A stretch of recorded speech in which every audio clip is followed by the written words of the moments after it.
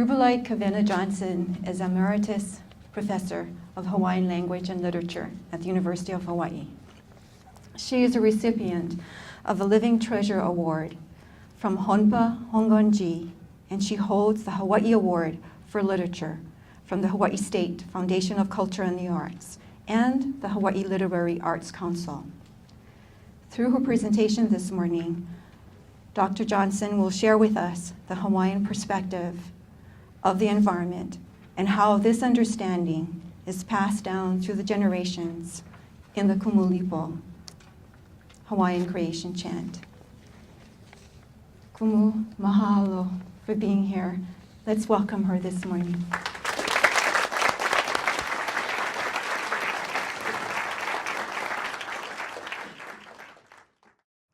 Well, thank you, Bishop Holdings and the Kohala Center. Thank you very much. I see many friends, but when I'm talking with you this morning, everybody here is makamaka.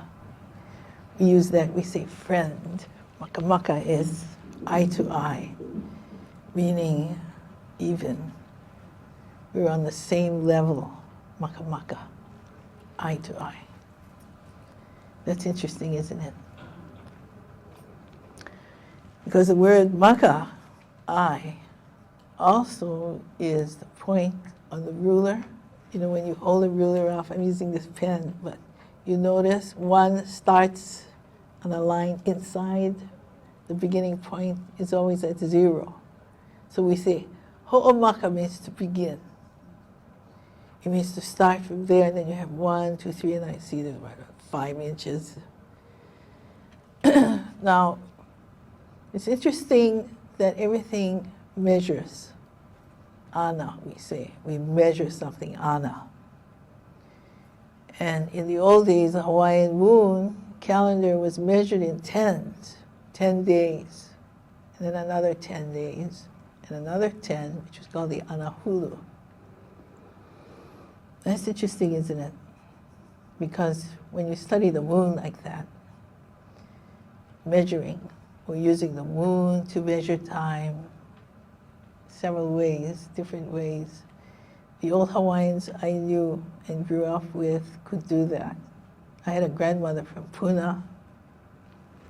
It didn't matter where she was, on what island, what time of the day or night, morning, dark, light. On whatever island she was on, she knew where it was going to be high tide, low tide, when that was. So it's always safe. If you want to go make opihi, whether you should go in the morning, or at noon, or in the evening. Same with fishing.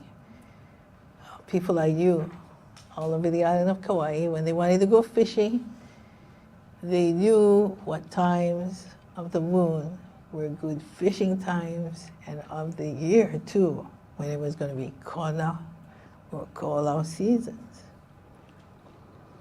So if I were to ask you today, since we're in kona, if it's kona season now, what would your answer be? Is it kona season now, yes or no? Hello? I'm kind of deaf. You've got to yell at me, okay. Is it or is it not kona season? It is. Why is it? When did kona season start? November? That's right. From November to when? February, March? Of course, those seasons are moving. They don't always stay exactly in November to February. But you remember that when Captain Cook came, he came during the kona season, didn't he? Okay, fine. November. It was November when Captain Cook came. It was kona, but it was also the beginning of the makahiki, the beginning of the year. Maka, right? Hiki, the beginning of the year starts when? How do the old Hawaiians decide when it's makahiki time? You mentioned what? Nahitu. Nahitu? Why do you use that one? The way I learn. That's the way you learn. That's interesting because you're saying 7, hiku, or hitu. Nahitu. Nahitu. Nahitu. Alimapu ya'u. Hey, See? go play this in English. Okay, the 7. That's what he's talking about. Yes. All right. The Pleiades are where in November? Where do you see them rising? All right, let's go back then to the first few lines in the Kumulipo that go like this. Okeau ikahuli, vilakahulua. Okeau ikahuli, you can look at your sheets. They're not there for you to ignore. You can use them. You can follow me. By the way, I haven't committed the entire chant to memory. It's over 2,000 lines. Just the first part. Okeau ikahuli, vilakahulua. Okeau ikahuli, lolikalani. Okeau iku ka'iakakala, eho malamai kamalama. Okeau o makali kapo, o kavale ho kumu honua ia. O ke kumu o ka lipo wai, ke kumu o ka po i po wai. O ka lipo pala, ka lipo po vale hoi hanau ka po. Hanau kumu lipo i ka po he kane. Hanau po ili ka po he wahine. Hanau ka uku koa, o ke ako ka kanga keiki puka. O ke koe, eli ho'opu honua ia. Okay, let's go that far. Stop.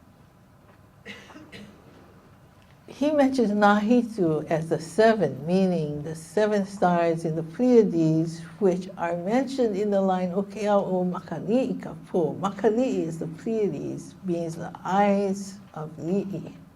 Small eyes in the translation I have there. But it comes from an old story that happens not here in Hawaii, but way back in the Carolines, in the Micronesian islands up north. Is the story of the worm with the worm, Rigi, Matarigi, because Matariki, the still eyes, the little eyes. Why? Because there was this worm that pushed up the skies over there. The same way that Maui Ki, Akalana, pushes up the skies over here. If you get the story of Maui, you get Maui pushing up the skies. But not there, it was Rigi who did that. It was a worm from inside the rock. And he pushed and pushed and pushed until he got up so high, and then he broke up into little pieces and fell down to the ground. So God coming along saw him, picked him up, threw him up into the sky. And so here there are the little eyes you see, again, with what time of the year, and the Hawaiians tell you in the Kumulipo chant. It is in this time of the year when you see the Pleiades rise in the evening, where? In the east. In the east, they're rising. Where? Horizon level. What's happening? Is the moon on the other side? So you go watch. You go watch from Kona when that is. You can't see it. It's below the mountain on the other side. You gotta go where? East. Or you gotta go to the top of the mountain to go see that. So that's how the kahunas were placed on different sides of the islands to compare their observations of the sky. And the sky is prominent in the opening of this chant. So it's the chant that the Makali'i rises in the evening in November, and that it will come to zenith within 90 days or within 3 months. 3 months, so you have 3 anahulu, another 3 hanahulu, and another 3 anahulu makes 3, 6, 9, and you say, okay, 90 degrees, right? Makali'i is at right angles to east at 0. 0 degrees there, but if you're counting from the north, coming around the other side, then it's 90 degrees on the round on the other side. So when you look at the first lines of the Kumulipo, you'll notice, Okeao, it says, in the season of, or in the time of, or in the current that you're watching in the sky. How is it moving? Well, how is it moving? Ka huli means to activate, to cause something to turn. How? Vertically. When you huli, your motion is like this. The other one is horizontal, on this plane, on this axis. So the one they're watching is the one that's turning this way. So what are you watching? All the stars and the lights in the sky at night, because in the day only one's going to be up there, is the sun. During the day, then, when the sun is at zenith, that's when you say, oh, noontime is what in Hawaiian? When is it noon? When wakea. See, the position of the sun in your latitude and in your zenith is also on your meridian, right? Longitudinal axis. Okay, all those concepts are in this first opening to the chant, where your attention is riveted to the time about which we're speaking. So when you see those makali stars come, and they're on the evening, the first time they appear, then the Hawaiians say, when the moon rises, after muku, the first rising of the moon, after makali is seen above the horizon, is when you start makahiki. So it happened when Captain Cook came.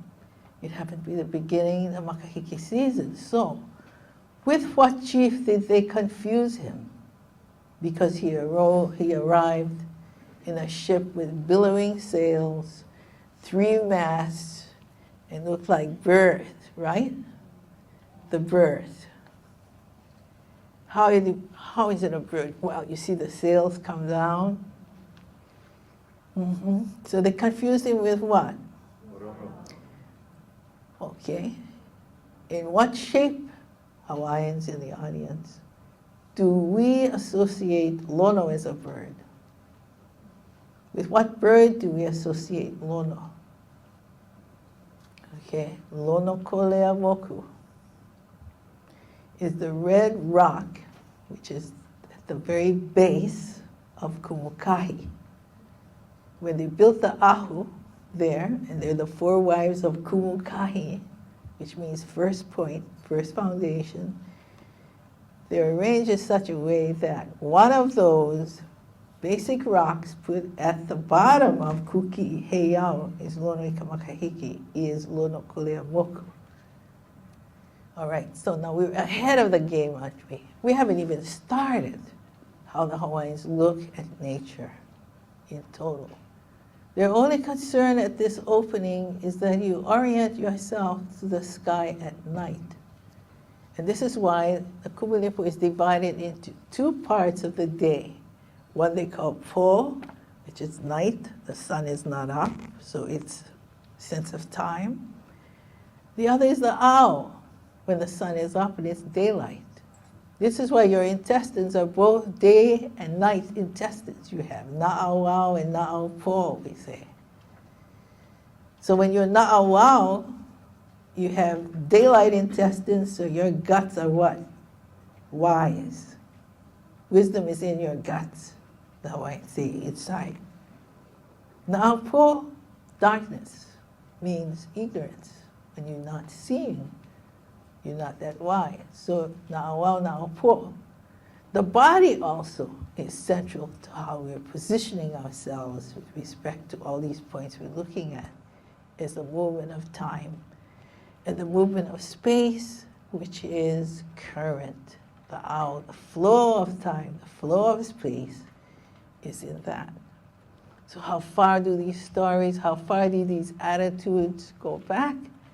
Well, if Rigi is the sky raiser in Caroline Islands, that's how far it goes back, this idea, this concept. So we can't isolate ourselves totally from every other point in the Pacific where we have ancestors in common with them. Nor can we isolate ourselves from the rest of mankind. Why? What does the Kumulipo say? Okay, let's consider that last word, honua. And the other word below is lani.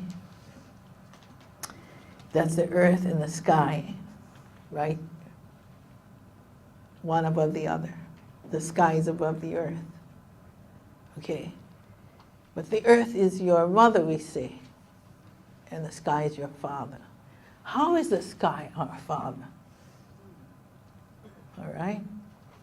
That's where Kane is the most important god for the Hawaiian people. We have 4 of them that are connected to the quarters of the world. We say we cut the world we know into quarters. So we'll be 90 degrees, 90 degrees, 90 degrees, 360 degrees circle.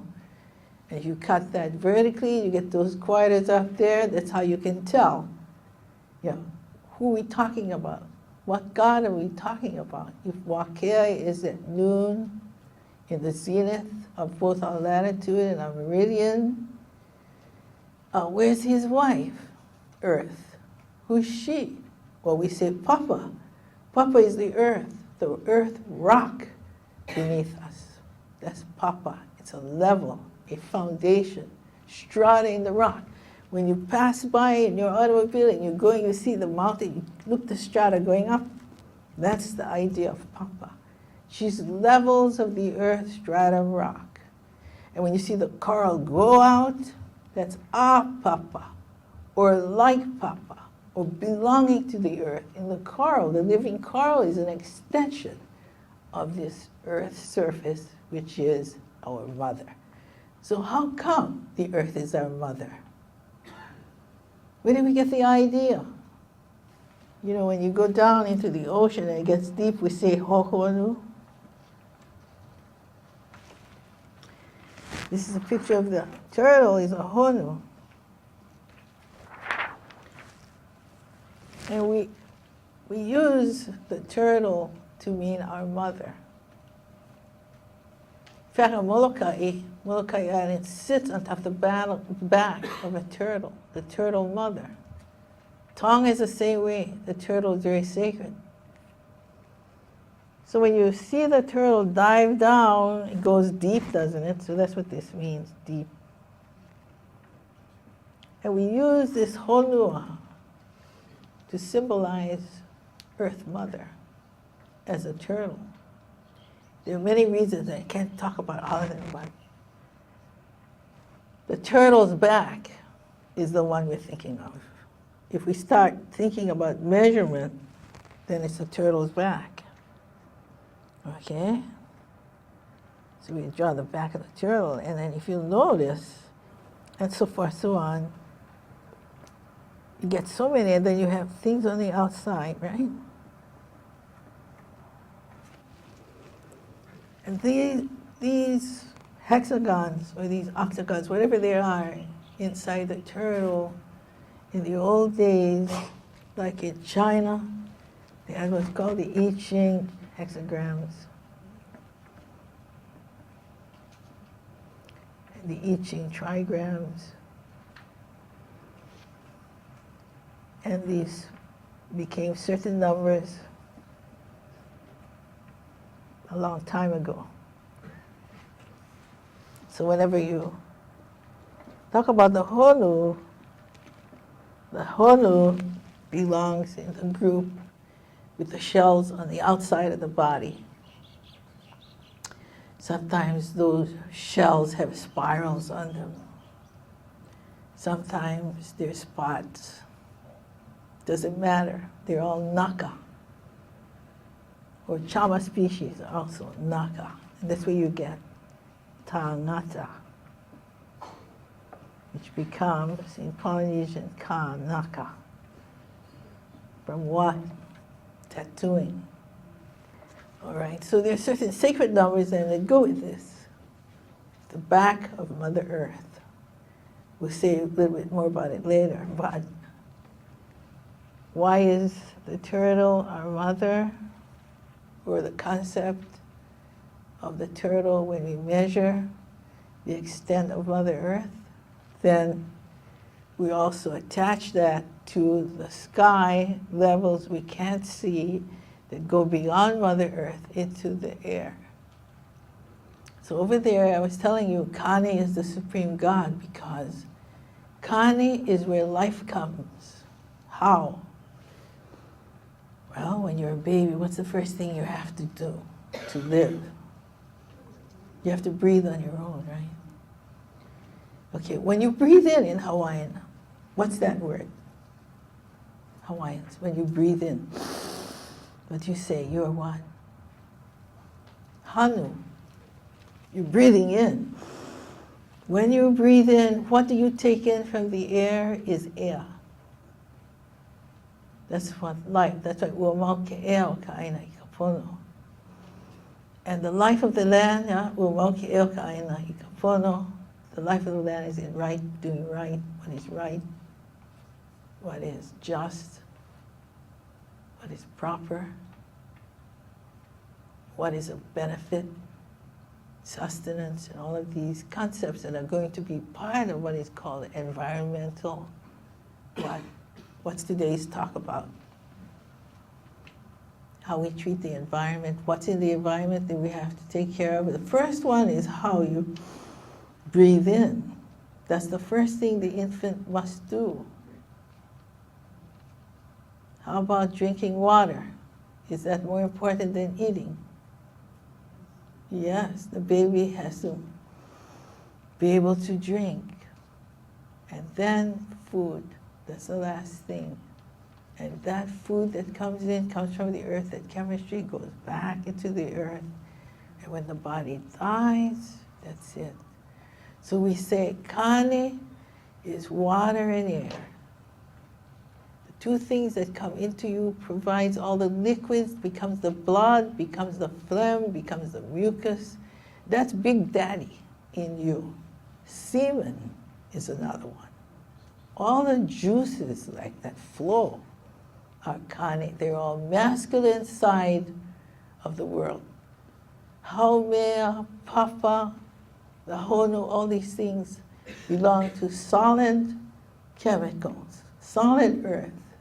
And those things will all go back to provide the body with its essentials when you have rebirth and the generations continue of all life from the beginning of time.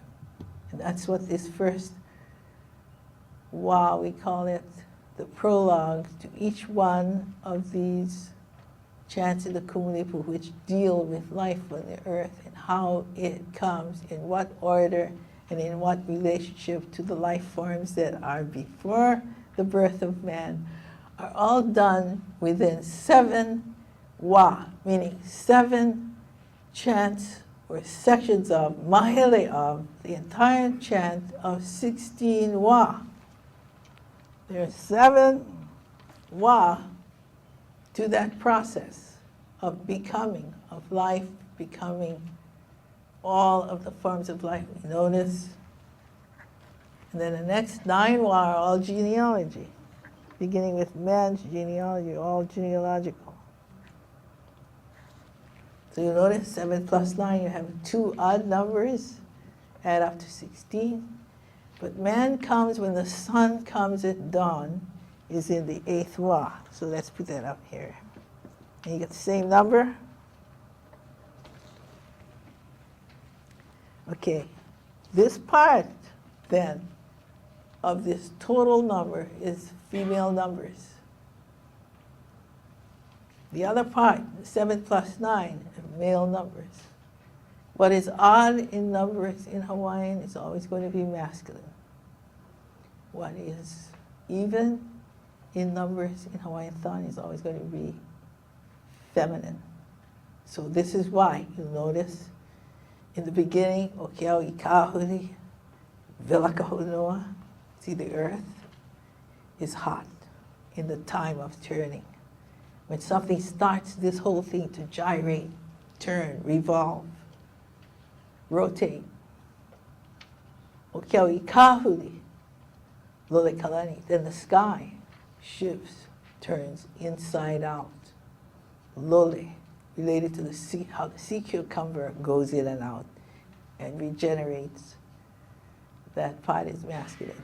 So right in the beginning of the chant is this veneration for these parts of the whole of the structure of the universe, which we can see when we start to consider time as a factor,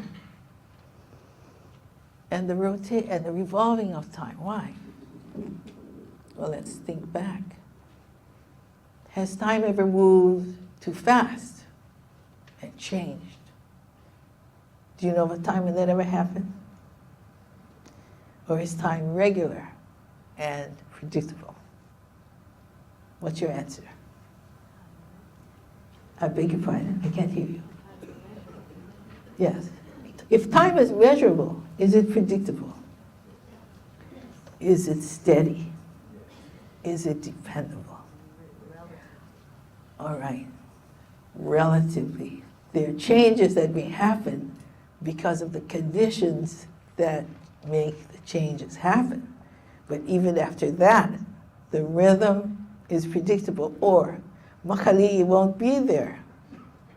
There'll be a time when Makali'i won't be there in November. It'll probably be in December. It'll move. Why? Because, let's call it, if it's the precession is precessing. Do you understand me when I say that? You can time the precession if you want to, but the precession is precessing too. Okay, and it's a factor then in what happens in our environment. Okay, so I'm going to turn now to all these worrisome newspaper articles that just came out. Why? Because it's pertinent to the subject we're talking about here, which is preservation of the environment, or sustaining the environment. For what? For preservation of life, not just ours, but the whole earth. Okay, let's start with this one. Over here is Walter Mitty, Molokai. When was this? January. Activists renew taro ban effort. Okay, in other words, they're against genetic re-engineering of the species. This one, agency aims to protect Isle's natural resources. So you see this fellow going down to the reef, looking at the reef, studying. He says $3.1 million goes to groups that repair, maintain, improve Hawaii. So this is what it's telling you, is that the government is looking at all of this. This one just came out January 24th. It's the year of the reef. Okay, what are they concerned about here? Oh, state, counties launch environmental campaign to protect coral reefs. Why is it important to protect coral? Just think about it, right? In fact, that's the first species mentioned. Notice? Hanaukapo, then you get gender, something's got to go male, something's got to go female in the night. That's just the darkness of the night starting when the sun sets. Then you have Kumulipo. Right? And as this moves through the night, 180 degrees, let's say, to dawn again in the east. Pleiades is setting in the west now. Sun's coming up. Can't see anything anymore. The sun is up.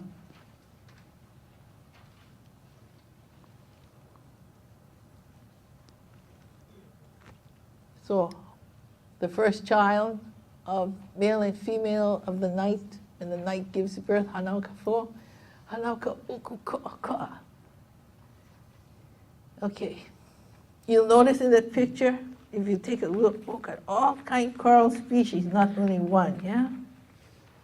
But that's where it starts. So I'm going to start putting these things up as you look at the chant that you've been handed. Okay, this is one type of coral. There's got to be people around here who've gone down the reef fishing. Okay. This happens to be the one we chose for that 1981 publication of the Kumulipo. And it says, Hanauka ukukuakoa ukiakoa kanekeki puka, means that this worm, they call it, inside the coral had to be there and then create the skeleton around him. But when you go look at these corals, they're in several polygons, but they have several legs. If you look at this one, it's got quite a few fingers going out. They are not all look alike, like this one does. Nevertheless, the coral will reproduce and create greater skeletons until finally what happens, it's up high, and you see the apapa going out from the reef. And from this, the Hawaiians know which fish are swimming and eating from the coral reef around. They know which ones are then out in the deep sea.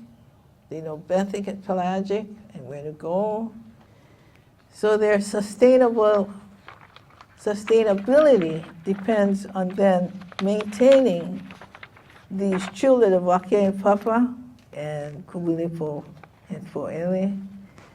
So as the list develops, you'll notice the next thing. Now, those of you who do classifying of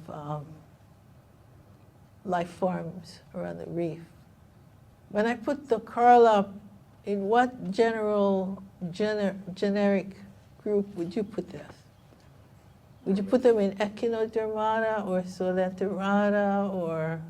Colenterata. Right, they're Solenterids. Are they from the people who use microscopes and look at viruses, would you say those are the first things? No. The virus has to come first, right? The things you don't see, the things you see in the microscopes. The things that are in the air and the water that you're not noticing. Also in your body, taking possession when they want to. Okay, when did we find those? When the microscope was found? Then they saw these wigglers? How long ago was that? So this is the Kumulipo starts with what you can see of these forms of life that are generating their own skeletons that are eventually going to become naka shells. And that's what happens, you'll notice. I'll start putting these all up rapidly so you see more or less the trend, the direction in which evolution is going, let's see.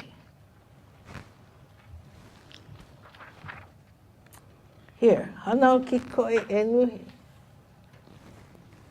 The worm that heaps up. Okay, is this the same? It's also a worm, it's a flat worm. What's the difference? Are they related? They're all annelids. Okay, some worms you see go in the ground and some don't. They stay up in the tree. Yeah? Okay, so there are segmented worms, unsegmented worms, and some of them become caterpillar worms. That's the eli, hopu, honua, which becomes moths. They dig in the ground. Eli, hopu, honua. They make hills, and they come out as moths. Yeah, but the Kumulipo does not go outside the water into the air in the first gen. It stays under the water. So all these things here that come later are still worms, aren't they? But they're moving into another part of the earth, into the insect group. However, underneath, the worm is still developing, isn't he?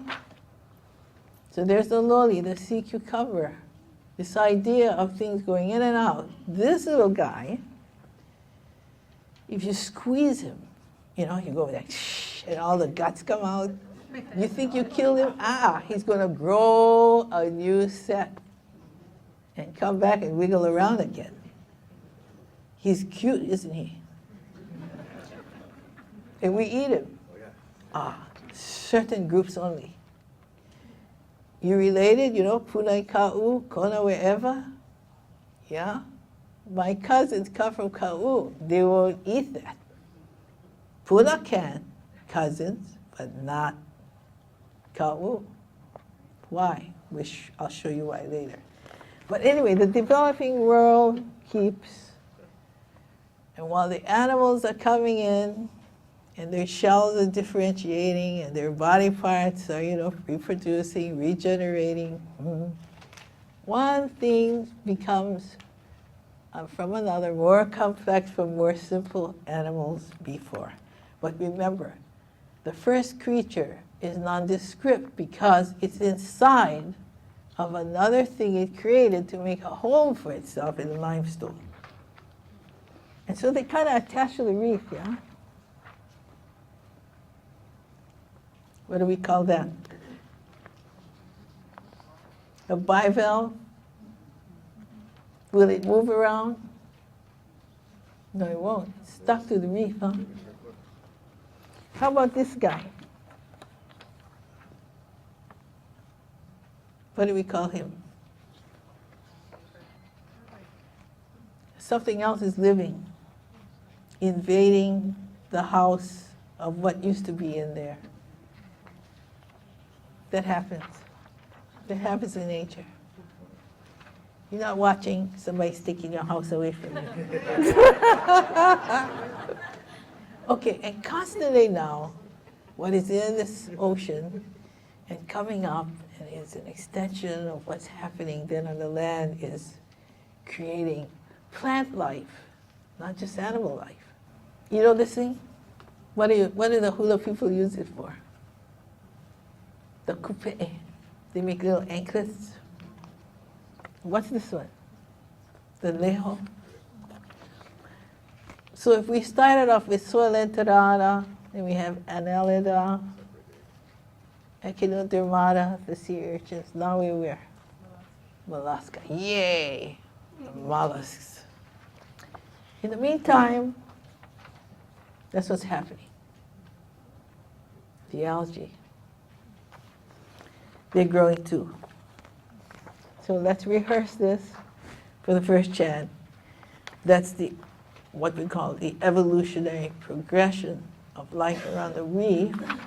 And keep in your mind that not everything is going to stay in the water. They're going to free themselves from the water, and they're going to breathe in air. Just like the caterpillar will too. But their origin is in the sea. Is that true for man? Did he originate in the sea? Yes or no? We don't know, do we? The chant is saying, yeah, we came from over here, had to be. If you look at the most simplest animals on the reef and what we're eating, must be at some point we came from there too. Now when you go to class in biology in high school, does the teacher tell you that you have the remains of gills over here, your tonsils? That one time you were breathing with those? How come now they're just vestigial? And then you don't need them, you can cut them and take them out, you don't need them anymore. That's coming down from your fish ancestor. At the time when your ancestor in that form was living in the ocean. This is what the Hawaiians are telling you. Imagine this. When they created this shed for Ka'i'i Mamau, who was he? Okay. Ka'i'i Mamau also had the name Lono Ikamakahiki. But is that the Lono Ikamakahiki we mistook Captain Cook for? No. That Lono Ikamakahiki was the son of Kawinuia Umi. And he left. He took his boat and he took off 200 years before Captain Cook came, and they said, oh, Lono Ikamaka, he came back. Why?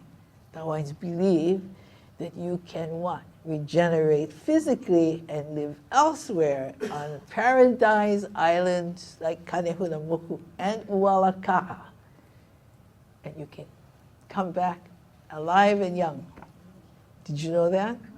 There's a story of Kawena. Never mind, we're not going to go tell that story. But anyway, each of these units, let's call them of Wa, which make up 7 Wa in the Kumulipo, deal with this, the evolutionary progression of species that we can observe and at the same time notice how we're going to, if this is edible or not, if this one is medicinal or not, if this one is of sustenance to me or not, that I'm not going to overfish. I'm not going to kill this animal, because if I do that and this reef disappears, what's going to happen? My food is going to go, right? And my ability then to live will be cut short.